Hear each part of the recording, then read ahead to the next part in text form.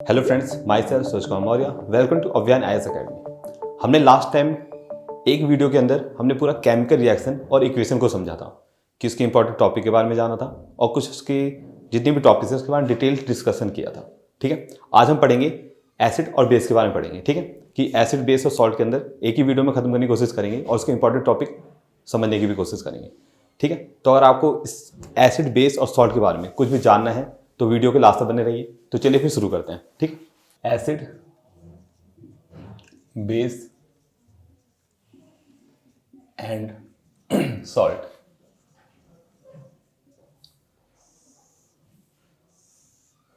Acid base and salt.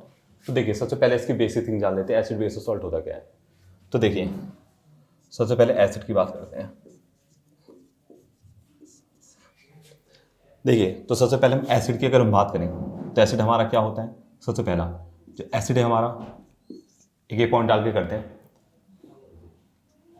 Acid gives H+ ion या hydronium ion in the solution. यानी जो आपका acid होता है वो हमें क्या देता है, H+ आयन या हाइड्रोनियम आयन देता है सॉल्यूशन के अंदर। दूसरा जो एसिड होता है हमारा, asset turns blue litmus into red. तीसरा जो आपका एसिड होता है, एसिड एक्ट एज इलेक्ट्रोलाइट, या अगर हम बात करें जो आपका एसिड होता है वो स्वाद में क्या होते हैं, खट्टे, सोर इन टेस्ट।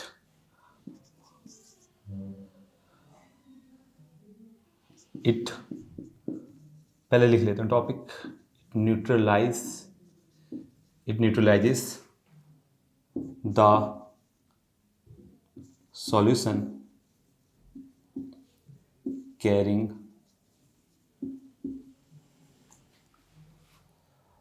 OH- ion. छठा, it destroy body tissue. Seventh, it corrodes metal surface।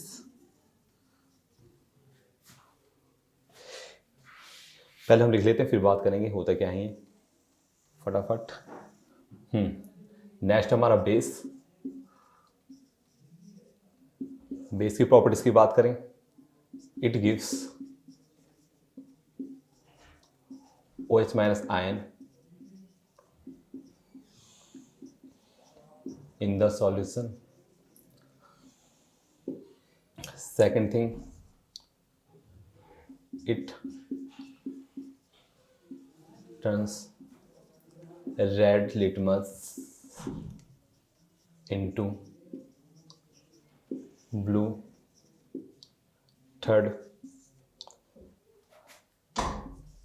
act as a electrolyte। Fourth, bitter in taste। पांचवा, it neutralize the solution carrying H+ या OH- आयन। छठा, it feels soapy। Seventh, some bases are soluble in water called alkali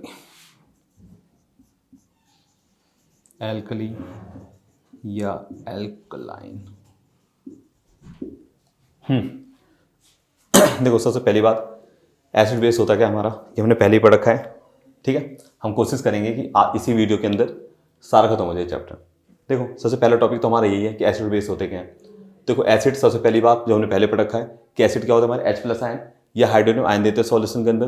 दूसरा, जो acid होते हैं blue litmus को क्या करते हैं, रेड कलर का कर देते हैं। तीसरा, ये क्या करते हैं, इलेक्ट्रोलाइट की तरह काम करते हैं। इलेक्ट्रोलाइट कहने का मतलब क्या है कि एक इलेक्ट्रोलाइट जो होते हैं जो हमारा क्या कहते हैं, वाटर के अंदर क्या करें, इलेक्ट्रिसिटी कंडक्ट करें। ठीक है, इलेक्ट्रिसिटी कंडक्ट करें। और इलेक्ट्रिसिटी कौन कंडक्ट करते हैं, आयंस। ठीक है, और ये आयंस है क्यों, H+ आयन। ठीक है, आयंस दो टाइप के होते हैं, कैटायन और एनायन। तो ये क्या है, H+ आयन हमारा कैटायन है, तो सिंपल सी बात है इलेक्ट्रिसिटी कंडक्ट करेगा, तो ये इलेक्ट्रोलाइट की तरह काम करते हैं, स्वाद में खट्टे होते हैं। दूसरा, ये एक ऐसे सॉल्यूशन को न्यूट्रलाइज कर देते हैं जिसके पास क्या हो, OH- आयन हो। क्यों, जिसके पास OH- आयन होगा तो वहां पे हम एसिड डालेंगे तो H+ आयन हो गया, और ये दोनों मिलकर क्या बनाएंगे, वाटर, जो कि हमारा न्यूट्रल कंपाउंड है। दूसरा, सिंपल बात है, एसिड है तो डिस्ट्रॉय कर देगा टिश्यू, बॉडी टिश्यू को। और नेक्स्ट हमारा क्या है, इट कोरोड मेटल सरफेस, यानी क्या करता है, ये जंग लग जाता है किसी मेटल सरफेस पे अगर आपको क्या करें, एसिड के साथ रिएक्ट करे। ठीक है, तो ये तो एसिड की प्रॉपर्टी हो गई। नेक्स्ट क्या है, बेस। अगर हम बेस की बात करें, बेस क्या हमारा, it gives OH- ion in the solution, यानी हाइड्रोक्साइड आयन देता है सॉल्यूशन के अंदर। ठीक है, और रेड लिटमस को ब्लू में कन्वर्ट कर देता है। दूसरा, एक्ट एज इलेक्ट्रोलाइट, ये भी सिंपल सी बात है, इलेक्ट्रोलाइट की तरह काम करेगा। क्यों, क्योंकि इलेक्ट्रोलाइट क्या करते हैं, इलेक्ट्रिसिटी कंडक्ट करते हैं वाटर के अंदर। ठीक है, और वाटर के अंदर सिंपल सी बात है, कोई भी चीज इलेक्ट्रिसिटी तब तक कंडक्ट नहीं करती जब तक उसमें आयंस ना हो, और ये क्या हमारा आयंस है, OH- आयन है। ठीक है, दूसरा, स्वाद में कड़वे होते हैं। ठीक है, और next point, it neutralise the solution carrying H+ ion. जैसे अभी हमने पढ़ा था, कोई ऐसा सॉल्यूशन जिसके अंदर क्या हो, H+ आयन है, उसके अंदर आपने बेस डाल दिया तो क्या बन जाएगा, वाटर। वाटर क्या होता है, न्यूट्रल होता है। दूसरा, ये सोपी फील्स देता है। ठीक है, यानी सोपी जैसे साबुन जैसा फीलिंग आएगी। ठीक है, नेक्स्ट, कुछ जो बेस होते हैं वाटर में सॉल्युबल होते हैं, जिसको हम क्या कहते हैं, एल्कली या एल्कलाइन कहते हैं। तो देखो ये प्रॉपर्टी हमारी एसिड और बेस की। अब बात करते हैं सॉल्ट की बेसिक प्रॉपर्टी की। ठीक है, तो ये बेसिक प्रॉपर्टी हमारी किसकी, एसिड और बेस की। इस चैप्टर में सबसे पहले हम यही जानने की कोशिश करेंगे तीनों की बेसिक प्रॉपर्टीज। तो एसिड बेस तो हो गया, अब बात करते हैं सॉल्ट की। तो देखो सॉल्ट क्या होता है, तो देखो हम सॉल्ट की अगर बात करें, ठीक है, सॉल्ट क्या है, सॉल्ट की बात करते हैं। देखो सॉल्ट की अगर हम बात करें, सॉल्ट की बेसिक प्रॉपर्टी की, देखो सॉल्ट क्या होते हैं, सॉल्ट होते हैं हमारे न्यूट्रल कंपाउंड। क्या होते हैं, न्यूट्रल कंपाउंड। ठीक है, न्यूट्रल कंपाउंड। और जनरली जो न्यूट्रल कंपाउंड होते हैं, जनरली ये किसके बने होते हैं, ये बने होते हैं हमारे एनायन और कैटायन के मिलने से। ठीक है, एनायन और कैटायन, इन दोनों के मिलने से हमारे क्या बनते हैं, सॉल्ट बनते हैं। ठीक है, तो सबसे पहले अगर हम जनरली देखें स्टार्टिंग से, तो सॉल्ट हमारा क्या होता है, एक न्यूट्रल कंपाउंड है जो कि क्या है हमारा, जिसके अंदर हमारा बना है आयनिक बॉन्ड। क्या बना है हमारा, आयनिक बॉन्ड बना है। और आयनिक बॉन्ड कैसे बना है, क्यों, क्योंकि जो आपका आयनिक बॉन्ड होता है किसके अंदर बनता है, कैटायन और एनायन की वजह से, कैटायन और एनायन की वजह से। ठीक है, दोबारा से रिपीट करता हूं, सॉल्ट हमारा क्या होता है, न्यूट्रल कंपाउंड होता है। न्यूट्रल कंपाउंड किससे बन के बने होते हैं, कैटायन और एनायन की वजह से। और कैटायन एनायन कौन सा बॉन्ड बनाते हैं, आयनिक बॉन्ड। ठीक है, जिसको हम बोल सकते हैं इलेक्ट्रोस्टैटिक बॉन्ड भी कह सकते हैं, इलेक्ट्रोस्टैटिक बॉन्ड भी कह सकते हैं। आयनिक बॉन्ड बोलो या इलेक्ट्रोस्टैटिक बॉन्ड बोलो, या इसको परमानेंट बॉन्ड भी बोल सकते हैं। होता है लेकिन परमानेंट होता नहीं है। ठीक है, ऐसी फीलिंग देता है। कैटायन आयन जैसे Na+ है कैटायन, और एनायन क्या होता है, Cl-। जो इलेक्ट्रॉन लूज कर दे वो कैटायन, और जो इलेक्ट्रॉन गेन कर ले एनायन। ठीक है, अब देखो, तो सबसे पहले अगर इसकी प्रॉपर्टीज की बात करें तो हमें पे तो पता चल गया कि भाई ये किसकी वजह से बने होते हैं, कैटायन और एनायन के मिलने से बने होते हैं। और दूसरा, ये कौन सी उसमें मिलते हैं स्टेट में, ज़्यादातर ये मिलते हैं सॉलिड स्टेट में। किसमें मिलते हैं हमें, सॉलिड स्टेट में। नेक्स्ट, सॉलिड स्टेट में मिलते हैं। दूसरा कौन सा बॉन्ड फॉर्म करते हैं? It form ionic bond form करते हैं, ठीक है। और तीसरा वाटर में सॉल्युबल होते हैं, ठीक है। नेक्स्ट इलेक्ट्रिसिटी कंडक्ट करते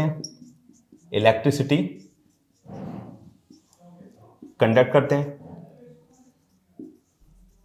यानी इसके अंदर इलेक्ट्रिसिटी का क्या होता है? कंडक्शन होता है, ठीक है। और पांचवा इनका मेल्टिंग और बॉइलिंग पॉइंट क्या होता है? हाई होता है। एमपी एंड बीपी क्या होता है इनका? हाई। मेल्टिंग और बॉइलिंग पॉइंट का क्या होता है? ज्यादा होता है, ठीक है। ये इसकी बेसिक प्रॉपर्टी है, किसकी? सॉल्ट की। जैसे हमने बेस की पढ़ी, एसिड की पढ़ी, वैसे हमारी सॉल्ट की भी क्या है? Basic property. पहली क्या है हमारी कि सॉलिड स्टेट में पाए जाते हैं, ठीक है। न्यूट्रल कंपाउंड है, न्यूट्रल कंपाउंड के अंदर क्या होता है? आयनिक बॉन्ड फॉर्मेशन होता है। आयनिक बॉन्ड किसके अंदर बनते हैं? कैटायन और एनायन के मिलने से बनते हैं, ठीक है। तो सबसे पहली प्रॉपर्टी यही है कि सॉलिड फॉर्म में मिलते हैं, ठीक है। वाटर सॉल्युबल होते हैं, इलेक्ट्रिसिटी कंडक्ट करते हैं, और क्या करते हैं? इनका मेल्टिंग और बॉइलिंग पॉइंट क्या होता है? हाई होता है, ठीक है। ये तो इसकी बेसिक प्रॉपर्टीज हो गई एसिड, बेस और सॉल्ट की। अब बात करते हैं कि केमिकल प्रॉपर्टीज की, जो इस चैप्टर में है। देखो, एक तो इसके अंदर इंपॉर्टेंट टॉपिक्स तो ये हो गए, देखा जाए तो इसके अंदर ये पूछ सकते हैं, जो हमने सारी चीजें लिखी, कौन सा सोपीफिल देता है, या एल्कलाइन पूछ सकते हैं। जैसे मैंने एल्कलाइन बताया था बेस के अंदर, ठीक है, कि भाई एल्कलाइन क्या होते हैं? एक ऐसे बेस जो वाटर में क्या होते हैं? सॉल्युबल होते हैं। तो ऐसे क्वेश्चन बनते हैं, 10th में भी बन सकते हैं, या उसके अंदर भी आ सकते हैं, एनडीए के अंदर भी। और दूसरी अब बात करते हैं, तो खैर फिजिकल प्रॉपर्टीज की बात थी। अब बात करते हैं कि केमिकल प्रॉपर्टीज की। इसके अंदर कौन कौन सी रिएक्शंस आती हैं जो इंपॉर्टेंट हो सकती हैं? देखो, सबसे पहली बात तो ये तो हो गया हमारा खत्म। अब देखो, बात करते हैं इसकी केमिकल प्रॉपर्टीज की। केमिकल प्रॉपर्टीज,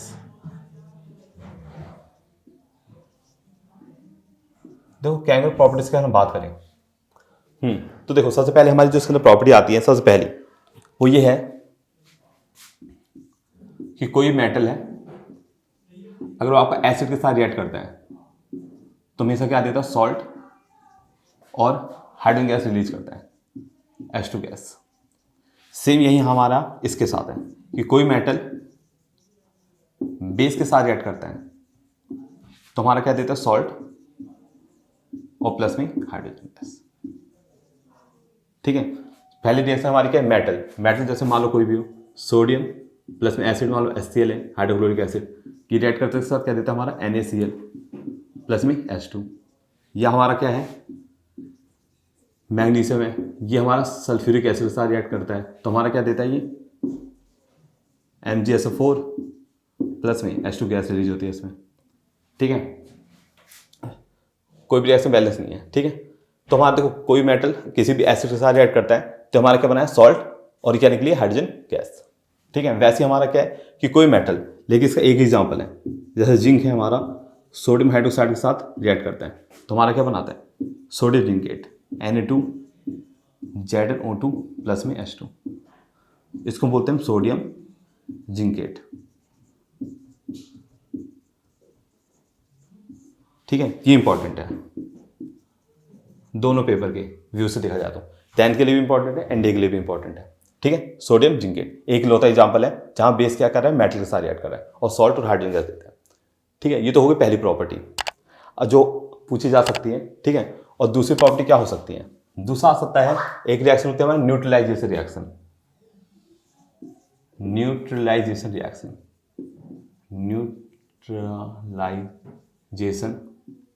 रिएक्शन, ये भी हमारी इंपॉर्टेंट है।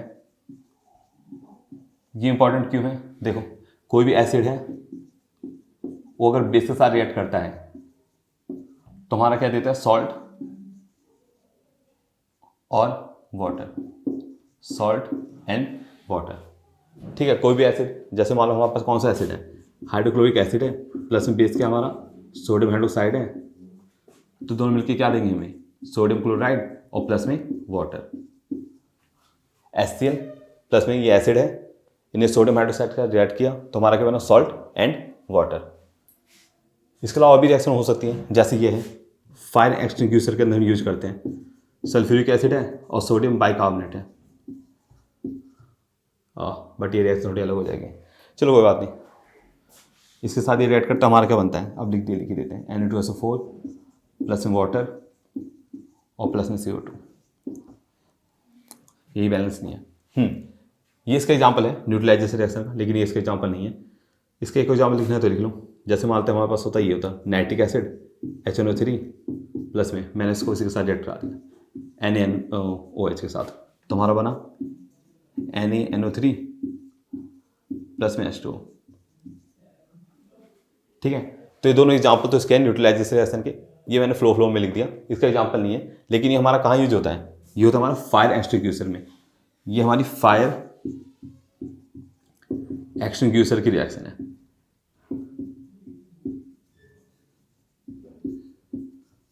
फायर एक्सटिंग्विशर आग बुझाने के लिए जो सिलेंडर होता है, थोड़ा सा बता देता हूँ। देखो ये सिलेंडर है हमारा, ठीक है, इसके अंदर हमारा यहाँ पे सोडियम ये भरा होता है, सोडियम बाइकार्बोनेट, ये पूछ सकते हैं, सोडियम बाइकार्बोनेट होता है। और यहाँ पे पतली सी सिरप होती है, पतली सी, इसके अंदर सल्फ्यूरिक एसिड होता है H2SO4। ठीक है, यहाँ पे कुछ समथिंग बना होता है जिसको अगर हम ब्रेक कर दें, ठीक है, अगर हम इसको दबा दें तो ये नली टूट जाती है और उसके साथ रिएक्ट कर जाती है। इसके साथ रिएक्ट करने पे हमारा सोडियम सल्फेट, वाटर और कार्बन डाइऑक्साइड गैस बनता है, जिसकी वजह से आग बुझ पाती है। ठीक है, तो एक तो इस टाइप की रिएक्शन बनती है। और क्या बन सकता है इसमें, इस चैप्टर में और क्या इंपॉर्टेंट है, अगर आपका कोई भी एसिड, थर्ड है, कोई भी एसिड जो है अगर सोडियम कार्बोनेट या सोडियम बाइकार्बोनेट के साथ रिएक्ट करें, जो मैंने अभी लिखी थी एक, वो मेरे साथ क्या देता है, सॉल्ट, वाटर और कार्बन डाइऑक्साइड गैस। ठीक है, salt, water and carbon dioxide gas. जैसे मान लो हमारे पास HCl है, प्लस में हमने इसको रिएक्ट कर दिया NaHCO3 के साथ, तो हमारे साथ क्या बनेगा, NaCl प्लस में CO2 और प्लस में H2O। या मैंने इसी एसिड को किस साथ रिएक्ट करा दिया, सोडियम बाइकार्बोनेट के साथ Na2CO3 के साथ, तो हमारा क्या बनेगा, NaCl प्लस में HCO2 और प्लस में H2O। ठीक है, तो यानी किसी भी एसिड को सोडियम कार्बोनेट के साथ, सोडियम बाइकार्बोनेट के साथ रिएक्ट कराओ तो इससे क्या बनता है, salt, water and carbon dioxide gas. ठीक है, जैसे मैंने इसका एग्जाम्पल लिया था फायर एक्सटिंग्विशर का, H2SO4 था हमारा, सोडियम बाइकार्बोनेट था NaCO3, बेकिंग सोडा भी कहते हैं इसे, तो हमारा बन गया था Na2SO4 प्लस में CO2 और प्लस में H2O।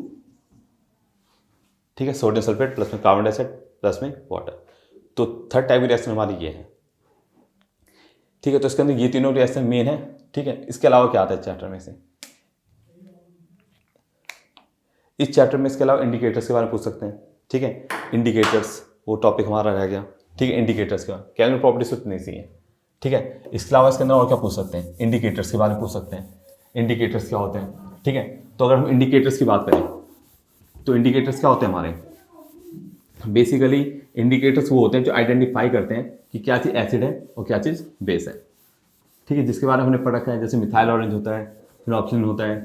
ठीक है, उन सब के बारे में लिख देता हूँ। इसमें एक ये बन सकता है केमिकल रिएक्शन, फिजिकल प्रॉपर्टीज पढ़ लिया हमने। और इंडिकेटर्स देखते हैं। देखो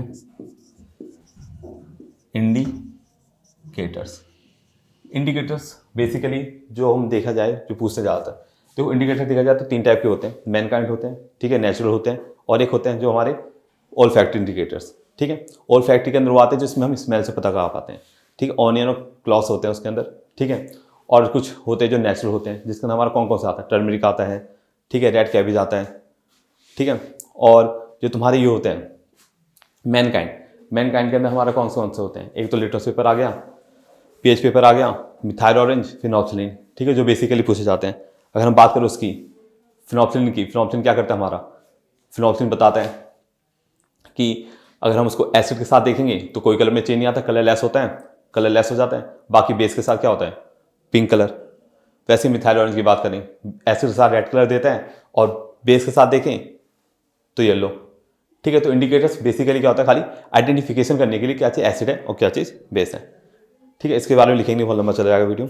ठीक है, अब बात करते हैं इंडिकेटर्स के अलावा क्या आता है। इंडिकेटर्स के अलावा इसके अंदर एक और चीज़ इंपॉर्टेंट है कि कौन सा एसिड हमारा किससे पाया जाता है। ठीक है, जैसे टमाटर के अंदर ऑक्जेलिक एसिड, किसी भी फ्रूट्स वगैरह जो खट्टे होते हैं सिट्रिक एसिड, और दही के अंदर कर्ड के अंदर कौन सा लैक्टिक एसिड। ठीक है, या चीटी काट ले या किसी भी प्लांट के आसपास आ गए जो खुजली पैदा कर देता है, नेटल प्लांट, उसके अंदर कौन सा एसिड होता है, मिथुनोइक एसिड होता है उसके अंदर। तो ये सब पूछ सकते हैं इसके अंदर जो इंपॉर्टेंट है। ठीक है, इसके अलावा इसके अंदर क्या आता है, इसके अंदर हाँ सम वो आते हैं बेसिक कॉन्सेप्ट भी आते हैं जो इसके अंदर पूछे जाते हैं। जैसे एंटी एसिड क्या होता है उसके बारे में थोड़ा बता देता हूँ। देखो एंटी एसिड, एंटी एसिड क्या होता है, एंटी एसिड आता है पूरा लिख देता हूँ। एक होता है एसिड रेन, एक टॉपिक है टूथ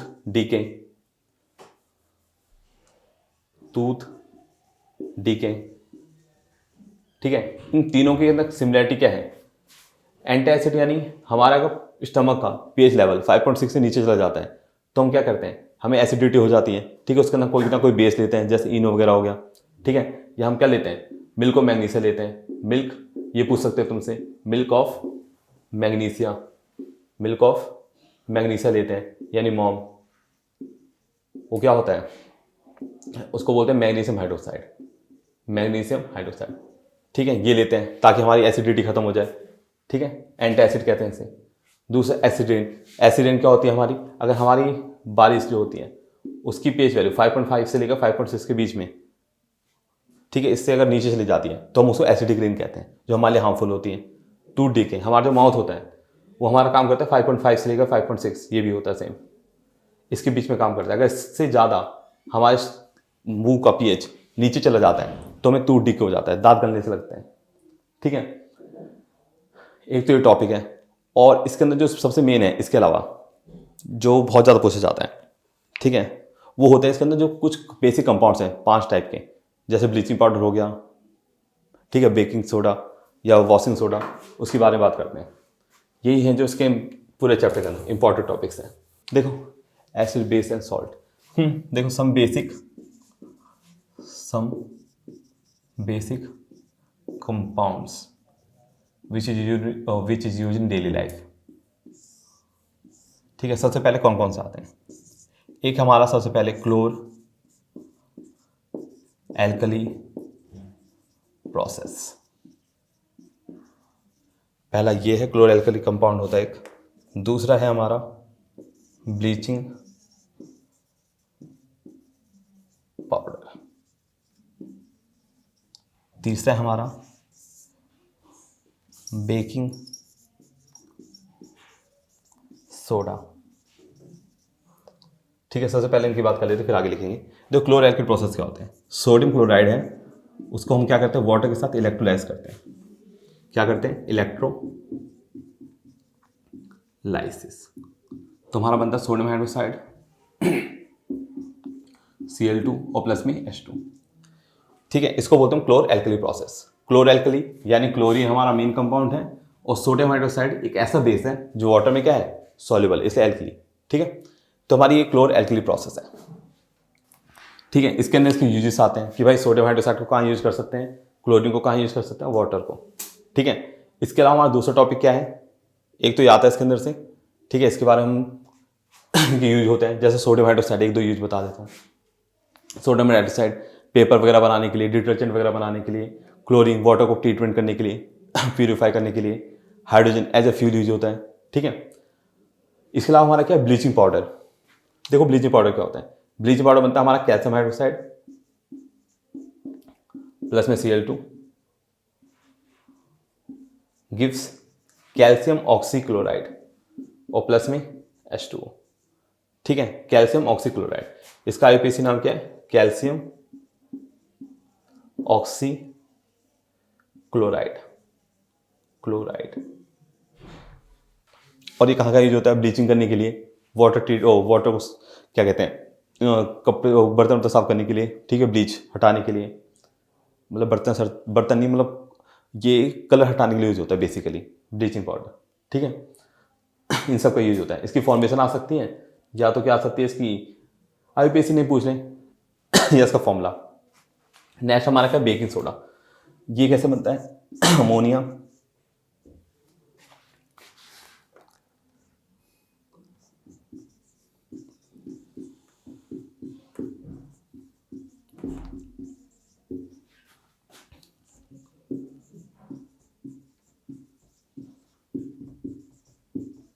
जैसे ही वाला है हमारा बेकिंग सोडा, ये 4 चीज़ों से मिलकर बनता है, ammonia, sodium chloride, Cl CO2, ठीक है।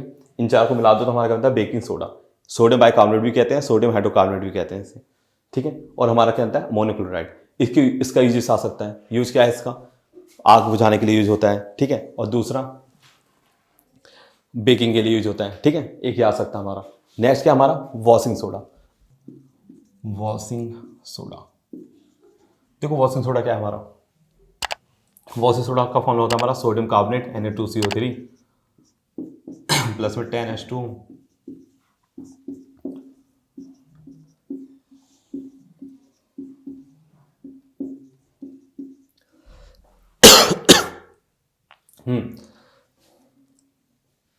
इसका फॉर्मूला होता है हमारा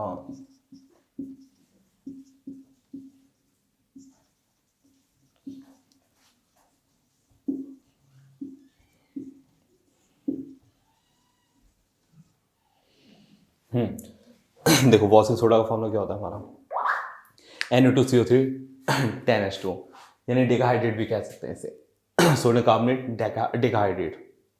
इसका यूज आ सकता है हमारा जैसे कपड़े धोने के लिए या किसी और मतलब साफ सफाई से जनरेट करने के लिए काम आता है ये साफ करने के लिए। यहाँ एक कंपाउंड मेकिंग के लिए काम आता है, इससे हम एक कंपाउंड बनाते हैं बोरेक्स, उसके बारे में पूछ सकते हैं तुमसे, ठीक है। और क्या आ सकता है हमारा, एक ही इंपॉर्टेंट होता है, दूसरा है पीओपी। नेक्स्ट हमारा पीओपी कैल्शियम सल्फेट डाइहाइड्रेट, या इसको बोलते हैं जिप्सम भी बोलते हैं। इसको अगर हम हीट करें तो हमारा बन जाता है पीओपी कैल्शियम सल्फेट हेमीहाइड्रेट, ठीक है। ये हमारा किसके लिए होता है, हड्डी के क्रैक पॉइंट्स को जोड़ने के लिए, ठीक है। हम प्लास्टर चढ़ाते हैं या कोई भी डेकोरेटिव चीज़ें बनाने के लिए, ठीक है।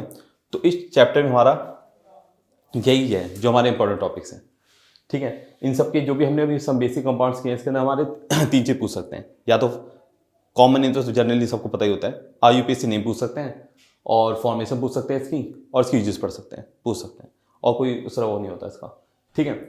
बाकी चैप्टर में एसिड बेस और उसके बारे में पूछ सकते हैं, और उसकी केमिकल प्रॉपर्टीज, और बेसिक थिंग pH वगैरह के बारे में। pH रहेगा, pH कहाँ, pH जो हमारा रेड कलर देता है एसिड के साथ, और बेस के साथ ब्लू कलर देता है, ठीक। इसकी रेंज होती है, स्केल होता है, हमने पहले इसकी वीडियो बना रखी है। तो देखा जाए तो बेसिकली इसके अंदर यही सारे हमारे इंपॉर्टेंट टॉपिक्स हैं, ठीक है। इसके अलावा चैप्टर से कुछ और नहीं आता, ना ही एनडी के पेपर में, ना ही क्लास 10 के उसमें, किसी भी उसमें रिलेटेड किसी भी एग्जाम में, ठीक है। ये हमारे सबसे इंपॉर्टेंट टॉपिक्स है इसके जो इसमें साथ हैं, ठीक है। तो अगर यहाँ तक आपको डाउट क्लियर हो गया कि क्या क्या इंपॉर्टेंट टॉपिक्स है चैप्टर में से, एसिड बेस और सॉल्ट में से, ठीक है। और आपको कोई भी इस तरह की दिक्कत है तो आप कमेंट कर सकते हैं। अगर आपको लेकिन चैप्टर समझ में आ गया है और उसके बारे में समझ में आ गया क्या इंपॉर्टेंस है, क्या पढ़ना है क्या नहीं पढ़ना, ठीक है, तो आप वीडियो को शेयर कर सकते हैं, अपने दोस्तों की मदद कर सकते हैं, ठीक है। पढ़ते रहिए, धन्यवाद।